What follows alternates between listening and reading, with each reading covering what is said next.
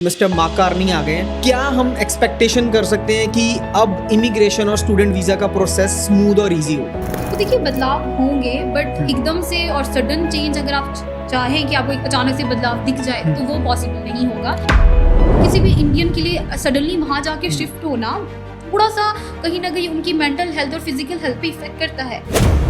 Options होना matter नहीं है, आप उसके लिए एलिजिबल होना भी इम्पोर्टेंट है, क्योंकि बच्चे तो बस वो तो कुछ भी सोच सकते हैं। अब एलिजिबल ही नहीं हो तो फिर कहाँ से प्रोसेस करेंगे? कंपेयर करें जर्मनी और कनाडा को, which one is better and why? Hello ma'am, how are you? I am good, thank you sir. Welcome to our podcast. So आज हमारी डिस्कशन होनी है कनाडा पे। जैसे कनाडा में अभी रिसेंटली गवर्नमेंट चेंज हुई है, सो मिस्टर मार्कार्नी आ गए हैं। तो क्या हम एक्सपेक्टेशन कर सकते हैं कि अब इमिग्रेशन और स्टूडेंट वीज़ा का प्रोसेस स्मूथ और इजी होगा?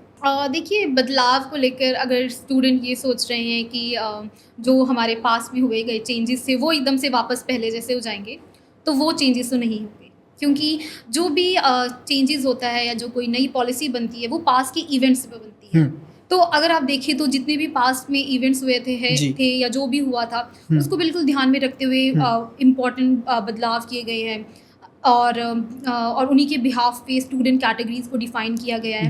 तो देखिए बदलाव होंगे बट एकदम से और सडन चेंज अगर आप चाहें कि आपको एक अचानक से बदलाव दिख जाए तो वो पॉसिबल नहीं होगा। It take time but yes it will be in favour of students actually. जैसे कनाडा देखा जाए लास्ट 1.5 साल काफ़ी अप एंड डाउन में रहा है। ये जो क्राइसिस आए हैं कनाडा पे, ऑब्वियस इससे काफ़ी बिजनेस भी इफ़ेक्ट हुआ है, स्टूडेंट्स का करियर भी इफ़ेक्ट हुआ है। सो अब क्या देखते हो कि अब राइट नाउ जो सिनेरियो चलने वाला है, जैसे अभी काफ़ी स्टूडेंट्स पास आउट हुए हैं, उनके बीच में कितनी एक्साइटमेंट है कनाडा को लेके? देखिए जो अभी स्टूडेंट्स जिन्होंने भी अभी पास आउट किया है उनका एक तो जो डाउट था कि हम कौन सी कंट्री में जाए या इंटरनेशनल एजुकेशन हमें ऑप्ट करनी है, तो वो पहले था कि student they take any option, like ठीक है any country is okay. But now जो पास आउट स्टूडेंट सबसे बड़ी इसमें रोल प्ले करा है जो हमारी टेक्नोलॉजी है actually, the social media platforms. उन्होंने स्टूडेंट्स को बहुत ज़्यादा अवेयरनेस दी है कि हमें क्या देखना चाहिए या क्या ऑप्ट करना चाहिए। तो जो स्टूडेंट अभी कनाडा को लेकर सोच रहे हैं they are quite actually enthusiastic. तो वो सोच भी ये रहे हैं कि सबसे पहला कोर्स कौन सा ऑप्ट करना है, and they are also planning their future. मतलब उन्होंने प्री प्लानिंग कर रखी है। बिल्कुल, they are doing their own research actually. It's not वो टाइम गया कि आप बता दो कर दो और हो जाएगा, वो वक्त नहीं रहा। So I have a question here. एक बच्चा CBSE या पंजाब स्कूल एजुकेशन बोर्ड से पास आउट है या ICSE से पास आउट है, वो शहर का बच्चा है। एक बच्चा सेम स्ट्रीम है बट वो गांव का बच्चा है और वो भी पास आउट है। इन दोनों में इनकी काउंसलिंग में क्या डिफरेंस आप देखते हो? क्या शहर वाला बच्चा अपनी प्री प्लानिंग से आता है या गांव वाला बच्चा भी अवेयर हो चुका है, वो भी अपनी प्री प्लानिंग से आ रहा है? देखिए अगर मैं डेटा बेस के बिहाफ पे बात करूँ तो एज सच इसको लेकर कोई स्पेसिफिक डेटा नहीं है कि जो सिटी बेस्ड स्टूडेंट्स है they are more aware than the rural areas. It's not about that, it's about the availability of that social media platform.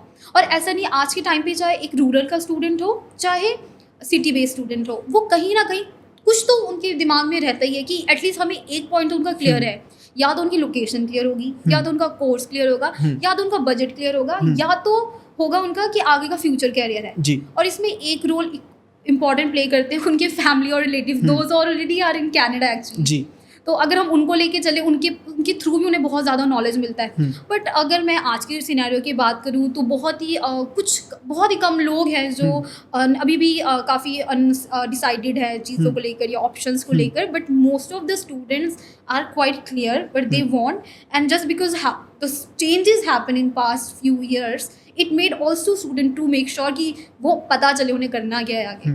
जैसे आपने अभी कहा कि जो बच्चे हैं रूरल या सिटी के बच्चे हैं, उनके पहले नियर एंड डियर्स या उनके फ्रेंड्स पहले ही वहाँ पे हैं। एग्जैक्टली। बट अब मैं उस बच्चे की बात करूंगा जिसका कोई भी नहीं वहाँ पे है, वो पहले बिल्कुल फ्रेशली कनाडा जा रहा है, उसका क्या पॉइंट ऑफ व्यू है आपके पास आने के बाद? देखिए सबसे पहले अगर ऐसा कोई स्टूडेंट हमारे पास आता है, so we try to explain student कि कनाडा एक्चुअली है क्या। अगर वो सोच के आ रहा है कि मुझे कनाडा जाना है क्योंकि उसने कहीं से ये सुन लिया, सिर्फ नाम का कनाडा ना हो, उसके बारे में नॉलेज भी हो। बिल्कुल, अगर मान लो स्टूडेंट को सिर्फ पता है एक कनाडा कंट्री है जहाँ पे मैं अपनी +2 के बाद पढ़ाई करने जा सकता हूँ, so we make sure, actually we ensure कि स्टूडेंट को पता हो कि वो क्या डेस्टिनेशन है, बिकॉज कनाडा एक डेस्टिनेशन के साथ साथ बिल्कुल ही, अगर आप बात करें क्लाइमेट वाइज भी बिल्कुल डिफरेंट है इंडिया से, until unless you live in Jammu and Kashmir area, तो वो बिल्कुल ही बदला हुआ है। तो एक सिटी या किसी भी, मतलब मैं बोलूँ कि किसी भी इंडियन के लिए सडनली वहाँ जाके शिफ्ट होना थोड़ा सा कहीं ना कहीं उनकी मेंटल हेल्थ और फिजिकल हेल्थ पे इफेक्ट करता है। सबसे इम्पोर्टेंट तो टाइम जोन हो जाता है क्योंकि वो बिल्कुल डिफरेंस है, और हमारा जो क्लाइमेट है और कनाडा का क्लाइमेट है, बहुत सारी प्रोविंस में बहुत यू कैन से काफ़ी ज़्यादा विंटर रहता है जी। तो वी मेक श्योर कि स्टूडेंट एटलीस्ट उसके बारे में जो बेसिक फैक्टर है अवेयर हो, एंड देन उसके बाद वी स्टार्ट की next but need to be done. अभी जो रिसेंट काउंसलिंग्स आ रही हैं उसमें से most demanding city and courses आपको क्या सुनने को मिल रहा है?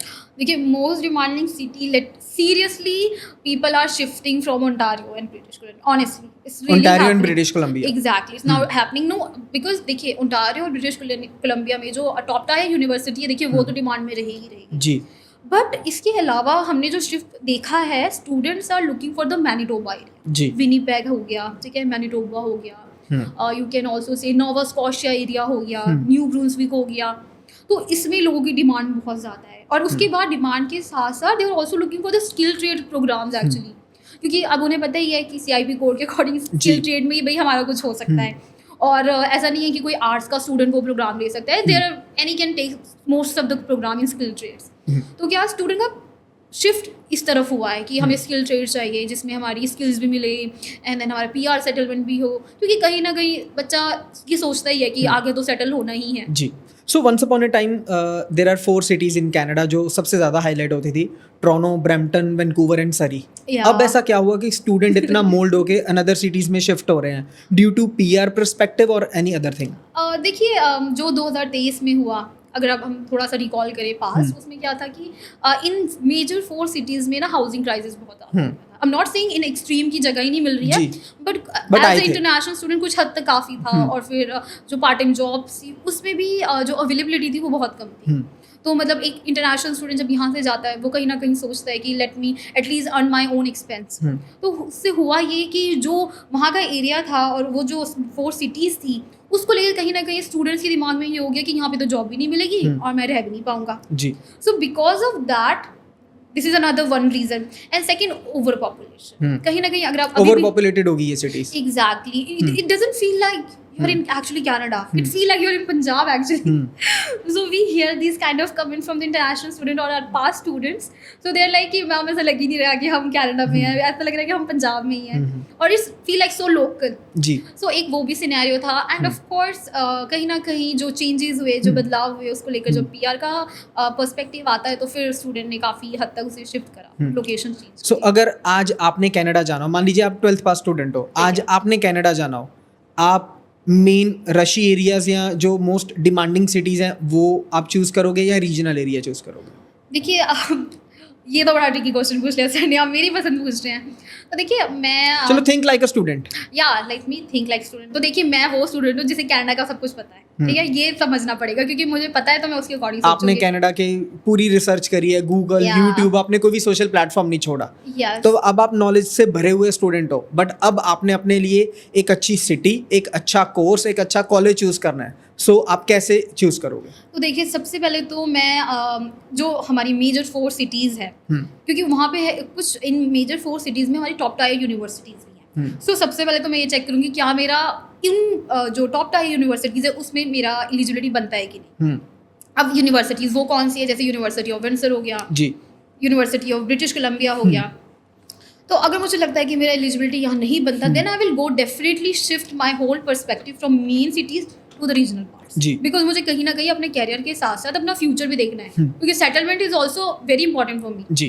तो मैं क्या करूँगी, मैं देखूंगी रीजनल एरिया में कौन सी इंस्टीट्यूशंस हैं और उन इंस्टीट्यूशंस मुझे क्या फ्यूचर में प्रोवाइड करवा रहे हैं। अब वो मेरे लिए टाइम तो है नहीं कि मैं जाऊँ पढ़ूँ और आ जाऊँ, क्या मुझे इंटर्नशिप मिलेगी, क्या मुझे स्टूडेंट सर्विसेज में हेल्प हो रही है, क्या मेरी रिज्यूमे बिल्डिंग में हेल्प हो रही है, क्या मुझे फिजिकल के साथ साथ मेंटल हेल्थ पे सपोर्ट मिल रहा है कि नहीं, बिकॉज मैं तो इंटरनेशनल स्टूडेंट हूँ। अब मैं परिवार से इतना टाइम तक तो दूर रही नहीं, तो मुझे वो भी चाहिए। है। कल्चर शॉक को झेलने की क्षमता है कि नहीं है। This is really important. और अक्सर बच्चे ये एक चीज़ को बिल्कुल लाइटली ले जाते हैं और पहुंचते फिर उन्हें होम सिकनेस हो जाती है। तो मैं ये देखूंगी। ठीक है, फोर्थ में देखूंगी, चलो मैंने पढ़ाई भी कर ली जैसे से, है ना, मुझे जॉब भी मिल गई और मुझे उसके बाद अगर ज़रूरत पड़ती है तो यूनिवर्सिटी मुझे सपोर्ट करेगी कि नहीं, तो वो भी देखूंगी। तो इन सब चीज़ों को देखते हुए जो इंस्टीट्यूशन बेस्ट होगा, जो लोकेशन मुझे बेस्ट लगेगी, मैं उसमें डेफिनेटली प्रोसीड। आपने जिक्र किया था CIP कोड्स का। सो आज भी अगर कोई बच्चा अपनी स्टडी के लिए आता है आपके पास कि मैंने अब्रॉड जाना है और स्पेसिफिकली कनाडा जाना है, तो आप उसे जो कोर्सेज है वो CIP कोड के अकॉर्डिंग ही सजेस्ट करते हो या उसकी चॉइस होती है? नो, देखिए, सबसे पहले अगर कोई स्टूडेंट आ रहा है, उसके दिमाग में कुछ कोर्सेज हैं, तो पहले वो चेक करते हैं अगर हम वो कोर्सेज CIP कोड के अंडर है कि नहीं। क्योंकि देखिए, अगर कोड आपका CIP के अंदर नहीं है तो student is not eligible for the post graduate work permit. अब स्टूडेंट को क्या होता है, कई बार मुझे तो बस यही कोर्स चाहिए चाहे हो चाहे ना हो, बट दे एक्चुअली फॉरगेट कि वो जा किस पर्पस से रहे हैं। क्योंकि उनका पर्पस जॉब करना है, देन सेटलमेंट है, सबसे पहले पर्पस क्लियर होना जरूरी है। एग्जैक्टली। क्योंकि ऐसे भी कुछ स्टूडेंट हैं हमारे पास जो just want to take actually a certification, they are degree चाहिए स्टडी, या they are very serious about the studies की doesn't matter they are have a good family background, कि उनको इतना दिक्कत नहीं होगा वहाँ पे। बट हम एटलीस्ट बात करें 95% of the student going with for the work, for the permanent settlement, तो वो सब एस्पेक्ट है वहाँ पर जी। तो अगर कोई हमारे पास ऐसा स्टूडेंट आता है तो सबसे पहले हम उन्हीं, अगर उसके पास कोई सिलेक्टिव चॉइस है तो पहले हम उस पर डिस्कशन करते हैं कि what need to be done, क्या हम बदलाव कर सकते हैं, क्या वाकई में, क्योंकि देखिए सिर्फ ऑप्शंस होना मैटर नहीं है, आप उसके लिए एलिजिबल होना भी इम्पॉर्टेंट है। क्योंकि बच्चे तो बस वो तो कुछ भी सोच सकते हैं, अब एलिजिबल ही नहीं हो तो फिर कहाँ से प्रोसेस करेंगे। तो वो देखते हैं एंड देन उसके बाद फिर हमें लगता है कि अगर स्टूडेंट एलिजिबल नहीं है तो एज अ कैरियर गाइडेंस और हम कह सकते हैं या career counsellor, we also make sure कि स्टूडेंट जो सोच रहा है वो अभी के लिए नहीं, आगे आने वाले 3 से 4 सालों में उसका जो फ्यूचर है उसके लिए भी उसको सिक्योरिटी प्रोवाइड जी। सो अभी जो बच्चे आ रहे हैं आपके पास वो कितने टेक्निकल कोर्सेज डिमांड कर रहे हैं? For example AI। देखिए AI को लेकर I don't know how should I explain this. देखिए अभी भी स्टूडेंट्स को लेकर ना AI को उतना ग्रास्प नहीं है स्टूडेंट के पास। उन्हें लगता है कि AI still is such edge but क्या ये फ्यूचरिस्टिक कोर्सेज हैं कि बच्चे इनको अडॉप्ट कर पा रहे हैं? यस, काफ़ी स्टूडेंट्स हैं जो मेजर तो AI नहीं लेके जाते but they are taking as a minor for the AI। Like program है कुछ पर स्पेशलाइजेशन में AI आ रहा है, तो स्पेशलाइजेशन की वजह से क्या है कि फर्स्ट सेमेस्टर तक they have time to decide कि हाँ AI करना भी है कि नहीं, या उसमें मल्टीपल स्पेशलाइजेशन होती है, जैसे मान लो AI हो गया, किसी में साइबर सिक्योरिटी हो गया, सॉफ्टवेयर डेवलपमेंट हो गया। तो इससे क्या है स्टूडेंट के पास ऑप्शन हो जाता है कि एटलीस्ट AI का इंट्रोडक्शन या ब्रीफ मिलने के बाद दे स्टार्ट टू अंडरस्टैंड कि हाँ ये एक्चुअल में बेटर है कि नहीं। सो आज स्कॉलरशिप का क्या सिनेरियो चल रहा है एंड लैंडमार्क क्या ऑफर कर रहा है स्टूडेंट्स को? देखिए लैंडमार्क की हमारी खुद की भी कुछ स्टैंडर्ड स्कॉलरशिप्स है which we offer for the international students. तो अभी हमारे जो रिसेंट सेमिनार्स हुए थे विच वाज एक्चुअली वंडरफुल, तो उसमें भी बहुत सारे स्टूडेंट्स हैं जिन्होंने $5,000 कैनेडियन डॉलर्स और you can say the USD तक उन्होंने स्कॉलरशिप अर्न किया है। सो of course for the student support landmark अभी भी इन हाउस स्कॉलरशिप प्रोवाइड करवा रहा है। इसके अलावा बहुत सारे I can say most of the institutions are providing international scholarships. अब इंटरनेशनल स्कॉलरशिप्स में कुछ स्कॉलरशिप्स है वो एंट्रेंस बेस है, कुछ वाइस चांसलर है, कुछ डीन अप्रूव्ड है, कुछ आपकी डिपार्टमेंट है। बट येस जो एंट्रेंस स्कॉलरशिप है उसमें जैसे 4,000 हो गया, 6,000 हो गया, सू कॉलेज प्रोवाइड करवा रहा है। University of Niagara Falls offering $10,000 Canadian dollars, and then we have university Canada West is offering around $17,000 Canadian dollar scholarship for the bachelor students.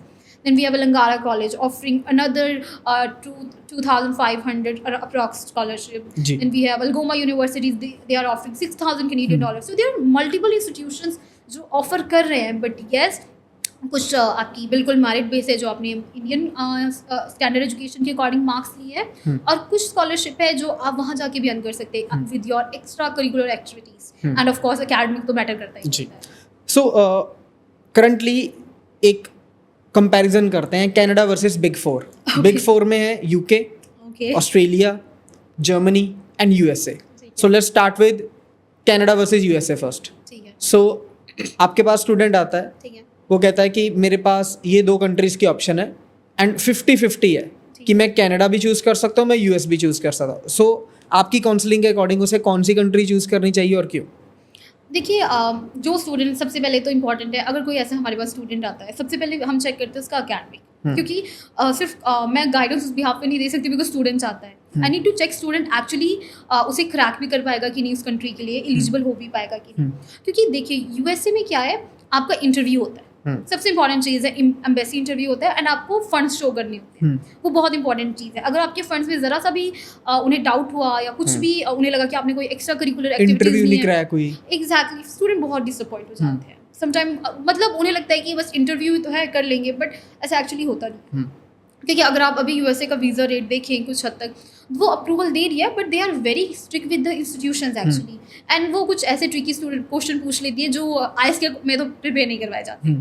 तो हम उसके अकॉर्डिंग स्टूडेंट को गाइड करते हैं इफ़ वी फील कि हाँ स्टूडेंट एलिजिबल है। Because देखिए जो स्टूडेंट कनाडा जा रहा है they can also easily go for the USA with the fulfilment of the standard requirements. तो आप इजीली कनाडा वाला बच्चा इजीली जा सकता है, या जो भी उनकी रिक्वायरमेंट होती है, बॉर्डर पास रिक्वायरमेंट्स जो भी रहते हैं उसके अकॉर्डिंग वो जा सकता है, फॉर द जॉब भी जा सकता है, सेटलमेंट भी, and same goes for the USA to Canada. तो एक तो ये ऑप्शन हो जाता है कि भाई आप अगर आप एलिजिबल नहीं हो यूएसए यूनिवर्सिटीज़ के लिए या आपके पास उतना सफिशिएंट फंड नहीं है, so go for the Canada, what's the problem. आप वहाँ जाके उधर से शिफ्ट हो सकते हैं। शिफ्ट यूजुअली हम शिफ्ट वैसे भी नहीं गाइड करते हैं, बिकॉज जब आप पढ़ने जा रहे हो तो as a student having responsibilities की जो स्टूडेंट की रिस्पॉन्सिबिलिटी वो बहुत मैटर करती है, क्योंकि स्टूडेंट की तो भाई बहुत एक्सपेक्टेशन है, अब तो कुछ ज़्यादा ही हो गया मुझे लगता है, ये सोशल मीडिया ने तो बढ़ा ही दिया है ना। तो स्टूडेंट की जो रिस्पॉन्सिबिलिटीज़ है उसको भी समझाना बहुत सोशल मीडिया ने बढ़ाई नहीं है, सोशल मीडिया ने अवेयरनेस की है। भाई मैं तो बोलती हूँ बढ़ा, अवेयरनेस के साथ साथ उन्हें बहुत बढ़ा चढ़ा भी दिया चीज़ें, मुझे ऐसा लगता है, क्योंकि हम अच्छी चीज़ें तो जल्दी सीखते नहीं है, दिखता है वो बिकता है। Exactly, this is happening actually now. So ये आपने यूएसए के बारे में बताया, right now Canada versus UK. देखिए यूके आपने जस्ट सुना ही होगा, यूके में कुछ चेंजेस आर ऑन गोइंग, तो अगर वो चेंजेस हो जाते हैं so let's see how it will impact the international market. But yes if I talk about the UK, देखिए यूके में बहुत थोड़ा सा उसमें है कि उसमें कैश होता है, और कैश के लिए जो डॉक्यूमेंट्स है वो बिल्कुल क्लीन फंड्स चाहिए। अब कनाडा में क्या है, आपके पास आपको जीआईसी पे करना है, आपके पास पेमेंट नहीं है किसी से, आपको किसी ने दे दी एंड कैन सबमिट। पर यूके में you need a 28 months old fund and you also need to crack a interview, बिना उसके तो कैसे ही नहीं आएगा आपका जी। एंड वो इंटरव्यू तो भाई 40 से 45 मिनट का होता है। तो अब स्टूडेंट जो यूएसए का नहीं कर पाया, तो हाउ कैन आई एक्सपेक्ट भाई ऑनेस्टली कि यूके का तुम कैसे करोगे, क्योंकि उसमें आपको बोलना भी है, उसमें आपको बताना भी है, उसमें आपको दिखाना भी है कि you are actually a genuine student जी। हालांकि उसके कुछ अच्छे पॉइंट है फॉर द यूके स्टडी, बहुत अच्छा एजुकेशन सिस्टम है उनका, and of course so many good things, but if you can not crack the interview वो सारी अच्छी चीज़ें आपको बुरी लगने लग जाएगी अचानक से। So that is this is how we check it out. So what is goes for Canada again? What is goes for the Canada? Of course, Canada is so good. Like I love Canada. I don't know why. I just love Canada. Is it your personal opinion, or you just compare these all good things and after that you come on a decision to say yes to Canada? Yes, actually, if I talk about kind of personal as well, because you know what, I've never been in Canada. मैं Canada नहीं गई हूँ. I don't know how it looks actually. But when I compare to with other countries, whether it's UK, USA, Germany, or Australia, so popular destination, right? The New Zealand, I still came across the Canada is still a really good option for those students who are not very good with academic and not very good with the IELTS as well. So let's come to Germany. Yeah. So right now compare करें Germany और Canada को. So which one is better and why? देखिए सबसे एक ही हम aspect लेते हैं, that is a permanent settlement. चलो आप पढ़ने चलेगी कनाडा, जर्मनी में पढ़ने के लिए आपको क्या चाहिए, सेटलमेंट के लिए क्या चाहिए? You need at least 5 to 6 years of work experience और at least German B2 language certification. But in Canada you don't require, as long as Canada में वो IELTS चलेगी, इंग्लिश चलेगी, और वहाँ पे हमें डच करनी पड़ेगी। एग्जैक्टली, इवन डच और German language you need a certification of that. But in Canada अगर आपके पास भाई स्टडी करी है, रेलेवेंट वर्क एक्सपीरियंस है, you have completed the required number like hours for the work, you can easily apply. So according to you Canada is a straight way and other countries are zigzag and it's time consuming. It's time consuming. Another countries में PR का सबसे बड़ा question mark है। Exactly, देखिए PR है, but जो flexibility Canada अभी भी ऑफर करे इतने बदलावों के बावजूद, Canada is flexible. Yes, immigration policy आप मतलब जो उन्होंने मांगा आप उसे फुलफिल कर दो, दैट्स इट। अक्सर सुना है कि जब भी कंपैरिजन होता है कनाडा और ऑस्ट्रेलिया में, ऑस्ट्रेलिया हमेशा बाजी मार जाता है। कि ऑस्ट्रेलिया इज़ फार बेटर, वहाँ पे वेजेस रेट हैं, वहाँ पे वेदर है, वहाँ पे ये है, वहाँ पे वो है. According to you, Canada versus Australia, from academic to post study work permit to PR to everything. देखिए, अगर हम ऑस्ट्रेलिया की बात करें, wonderful destination, good location, so good and everything, but same goes for there. अब क्या देखिए, अगर मैं ऑस्ट्रेलिया में बात करूँ, it's not about the everything. It's कि अगर ऑस्ट्रेलिया कोई स्टूडेंट जा रहा है तो इधर you are from the IT background, you are opting the IT like information technology, AI, software, और the health sciences, typically nursing programs, or else it's very difficult for you to get a PR in actually Australia. One of my relative is there, is still in Australia and he's struggling, she's struggling for the PR actually, honestly. I'm not disappointing कि नहीं जाना चाहिए, बिल्कुल नहीं है, it's not that in मतलब issue, but yes, if your core focus is settlement, then still Canada is best. Second, Australia require funds the whole years of studies. Like if you're going for the bachelor, you require at least 4 years of funds with the tuition fees and the living expense, and you need to show that money. Australia is expensive than Canada, right? It's not that much expensive, but बात ये है कि Canada में ना आपको, अब आप एक मान लो 4 साल की डिग्री के लिए जा रहे हो, तब वो 4 साल की डिग्री का ना पैसा उसी टाइम नहीं दिखाना है. आपने 1 साल की फीस भर दी, 1 साल का living expense which we call GIC, Australia के लिए आपको पूरी जर्नी दिखानी पड़ेगी इन टर्म्स ऑफ फंड. बिल्कुल, वो बहुत इंपॉर्टेंट है. और वो money, you can say the clean chit होना चाहिए, वाइट मनी होना चाहिए, बस वो होना चाहिए. Okay okay. So this is how it work.